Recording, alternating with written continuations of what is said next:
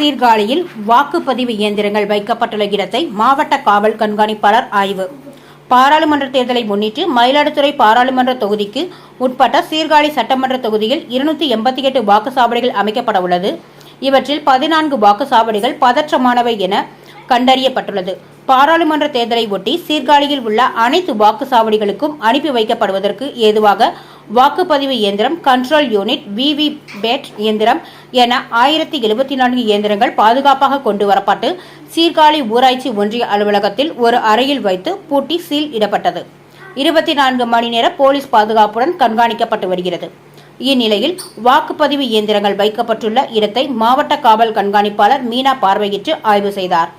வாக்குப்பதிவு இயந்திரங்கள் வைக்கப்பட்டுள்ள அறையில் பாதுகாப்பு தன்மையை பார்வையிட்டார். ஆய்வின் போது சீர்காழி காவல் ஆய்வாளர் சிவகுமார் மற்றும் பலர் உடன் இருந்தனர்.